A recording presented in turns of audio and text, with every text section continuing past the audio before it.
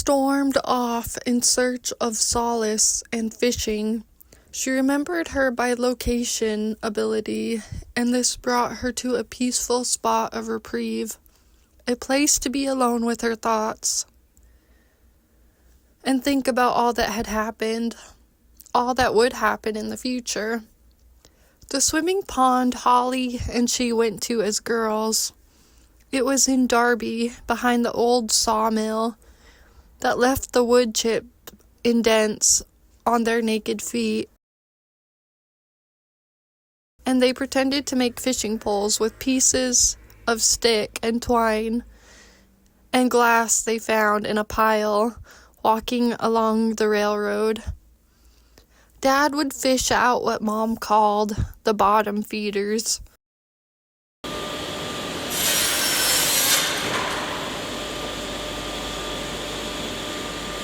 She heard the blade from the old sawmill that had been shut down by the environmentalists in the 80s.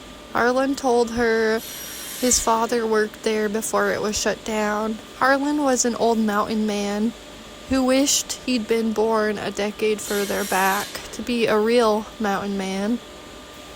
Laine found the fishing pole wedged up against some rocks and quietly carried it back to the other realm. She had walked to a place that looked exactly like the old fishing hole, but was in Ireland. She went to the place she used to swim with Holly and her sisters on hot summer days. In that spot, propped up against the rock, she saw the fishing pole and picked it up. Cuchulain had his spear, but she had her fishing pole. With it, maybe she could catch the salmon of wisdom, just like the giant Finn McCool in the legend. She fished with her left hand, trying not to jostle her sling. It was trickier than she imagined. "Ouch," she said. The cool blue water of the stream, like a perfect mug of tea in the morning. It sparkled in the sunshine, and her face felt a healthy glow. The frogs gravitated around the edges like beads of sweat on her forehead. Sometimes there was nothing to show for hard work. It evaporated like air bubbles. But then maybe with more patience, it would amount for something. She saw where they were building the road, the one Jerry had described, almost as fast as Cuchulain was knocking down the trees. She lost track of where it began and ended. All of their hard work seemed to be disappearing into archives, becoming extinct, like Laine's first published article about the woman who owned a bar in western Montana. She looked up the magazine website, and it was no longer in the archive, but she had a hard copy at home somewhere. The most important work was sometimes the most boring and mundane, a continuation of small steps. She remembered how she had brought her little tape recorder to interview the lady, a profile that came out in Raised in the West magazine. It stayed with her, how she was able to write positive things about the woman she liked and admired, not the other things, like how Dad drank himself away at her bar. "You live in a world you've chosen. It absorbs you completely," she heard. And this was where her creativity and balance were created, from a world that often seemed harsh. Creating a new reality and identity were possible. The crane on the opposite shore seemed to know exactly the right time to put itself out there and share its gifts with the world, letting nothing or anyone stand in its way.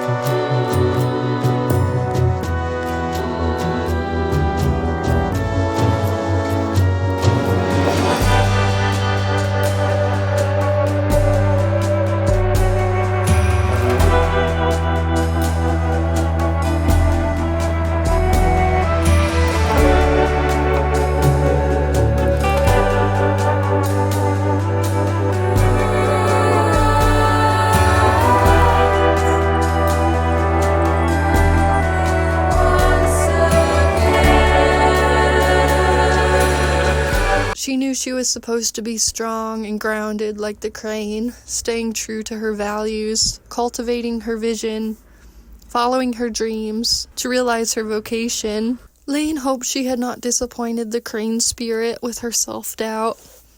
It was like day after day, all the small steps, and still she managed to doubt herself. The crane was the embodiment of patience. Is myth real? Laine asked. Is this really happening? Why imagine what isn't true? She asked. One of her students' voices sticking in her head. Myth is like history, but more complicated. It's where people can be what they want to be, and dreams and visions are real. It's where one's life is in one's hands. I must be malleable like clay, she thought. Lose my pride. Stretch, but not break, as I continue. The crane's song sounded nothing like she thought a crane would sound. It was guttural and earthy, more like a vibration. Made the hairs on the back of her arms stand up, like when a voice deserved to be heard. Everything around it grew quiet as it sang. No force on earth can stop an idea whose time has come. Laine thought it would make her so happy to be seen outwardly as the writer she always felt herself to be. Here she might excel despite the stones being thrown at her. In other professions, she tried and struggled and progressed in. If what she wrote as fiction was something untrue, this time it didn't matter. And with this same faith, she transformed hardship and lack into gratitude and abundance. She read, "There is a new opportunity coming your way. You may feel it's more than you can handle, but if you weren't capable, it wouldn't have shown up for you." In her dream, she was teaching, but she had a flight to catch, and someone was going to take over for her. The blue dragonfly landed gently on the other side of the embankment, reminding her to embrace a huge success that was about to happen. "Still fishing?" Cuchulain asked. "Still fishing," she said. When he reached her, he was scratching his back. "Sorry you had to see that," he said, laughing and cracking his knuckles. He seemed to glance only briefly at her arm sling.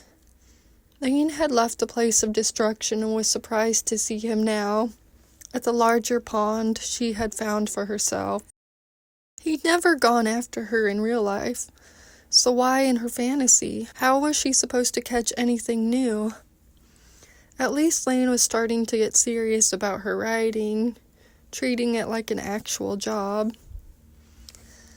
"I used to fish in Montana, but not fly fish like Harlan or my brother," she said. "I was wrong to fish at one spot, lazily, patiently," she said. "Chi dorme non piglia pesci." He who sleeps doesn't catch any fish. "Harlan caught 12 whitefish today," Mom said, showing her a picture of the fish hanging on a line. Sometimes Harlan smoked them in his smoker and gave them to her in a Ziploc bag. Salty fish made her immediately thirsty and hungry for more. "We're going to have a fry fish tonight. I wonder what the poor people are doing," Harlan used to say.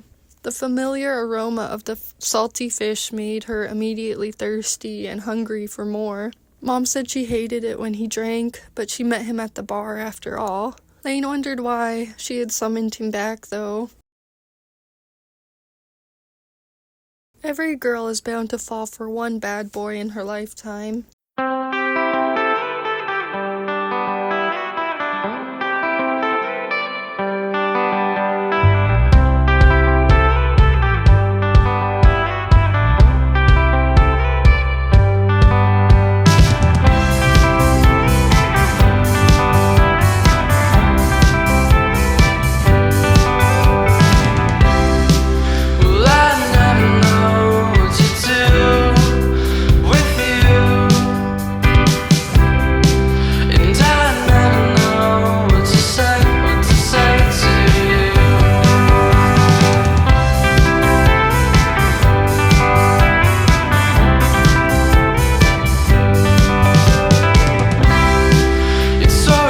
"Can I try?" Cuchulain asked.